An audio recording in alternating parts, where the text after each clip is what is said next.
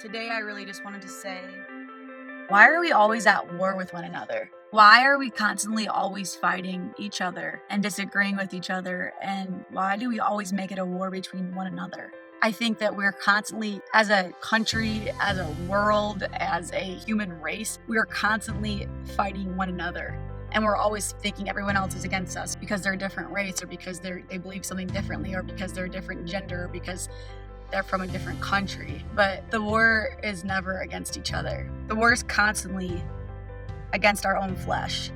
The war is constantly reminding ourselves every day who we are and who we belong to, when the world and the enemy and our flesh is just doing everything it possibly can to convince us differently, to make us fall, to make us miserable. I just really wanted to talk today about the fact that God is doing something in my heart that I don't know any words in the English dictionary that could explain what God's doing in my heart.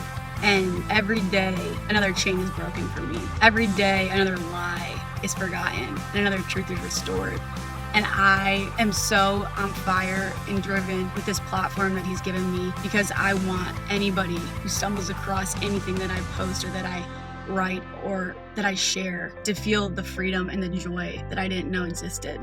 And it's only in Him. And we're so caught up in these religions and these practices and what someone thinks of us, or the way that we're treated because we believe this, or the way that these people are going to react when we follow this. The Bible is real. Our time is running out. Every second of every day that you don't believe, that you choose to serve a different God, whether that's yourself, or it's your bank account, or your career, or it's your ego, or your husband, or your girlfriend, or self-pity, or depression, whatever it might be, first of all, you're missing out. You're missing the point. And my purpose is to spark whatever it might be inside of you that is curious, or that thinks there might be more for you in your soul, because there is. And I know that a lot of bad things happen in this life, and we can't really explain it, and we can't really understand it, and we're not really supposed to.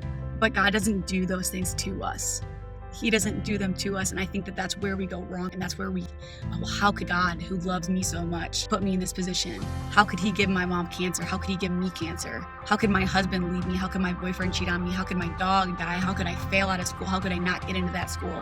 How could I look like this? How could I get bullied like that? Why would He make me like this? How could that person treat me that way? God didn't do those things to you.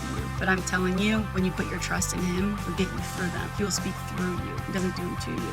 And the enemy hates it. And it's awesome, because I have the enemy coming at me in full force right now, because I'm being heard. My love for the Lord is being heard, and it's transforming hearts, and it's opening up doors. And I have a lot of hate coming my way, but you know what? That means that I got more love on His way, because our Creator, our Savior, is a God who loves you, and He wants the best for you. He wants you to be happy, and He doesn't want you to be in pain. He doesn't want you to suffer. But I'm telling you, the Lord is close to the brokenhearted.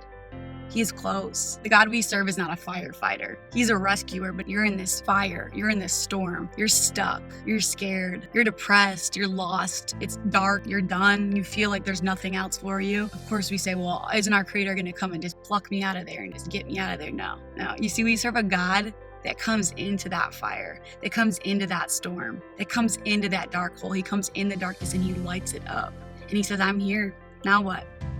Do you believe now? And He stands with you, and He gives you the strength, because that's what builds you. That's what makes you. That's what strengthens you. That's what's going to change the world. I'm not scared anymore, because I know that in any storm that I walk in any fire that I'm thrown in, I'm not alone.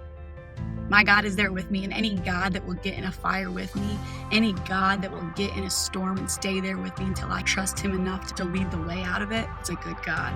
And you're not on your own. You can pray all day for God to take you somewhere new, for God to use you in a new place. But He says, I lead the way. I already do. He's like, I already go behind you. I'm right here. I'm all around you. I'm giving you the blueprint from what I need you to do and what's going to fulfill who you are as a person, because it's your purpose, but you're not moving your feet.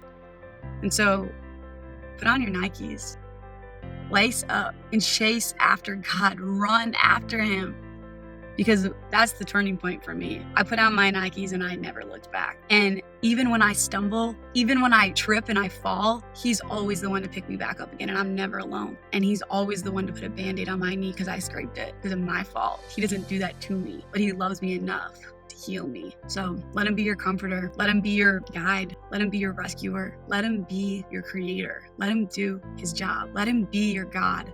Stop trying to be God yourself, because you're not, and you're never going to be. And when you let him have the reins, everything changes. Everything.